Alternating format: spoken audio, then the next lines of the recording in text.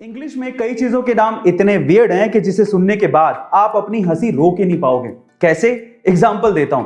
जैसे कि इंग्लिश में ह्यूमंस के ग्रुप यानी कि इंसानों की टोली को मोब या क्राउड कहा जाता है, वैसे ही क्या आप जानते हैं कि उल्लुओं की टोली को क्या कहा जाता है?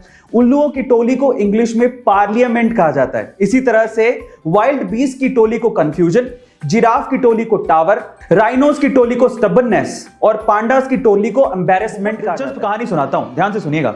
एक बार एक पक्षी ठंडी जगह से उड़ रहा था, लेकिन ठंड इतनी ज्यादा थी कि वो ठंड के मारे जम गया और सीधे जमीन पर जाके गिर गया।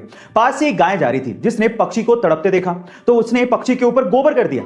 गोबर की गर्मी की वजह से वो पक्षी धीरे धीरे रिकवर करने लगा, उसकी ठंड कम होने लगी और उसे एहसास होने लगा कि वो शायद बच जाएगा, जिसकी वजह से वो खुशी के मारे गाना गाने लगा। पर उसके गाने को गलती से किसी बिल्ली ने सुन लिया। बिल्ली ने देखा कि आवाज कहां से आ रही है, तब उसे समझ में आया कि गोबर में एक पक्षी है जो गा रहा है, तो उसने गोबर से पक्षी को बाहर निकाला और खा गया। अब इस स्टोरी का मोरल क्या है, ध्यान से सुनिएगा। पहला, जरूरी नहीं है कि जो आप पे गोबर करे या आपको कष्ट दे वो आपका दुश्मन है।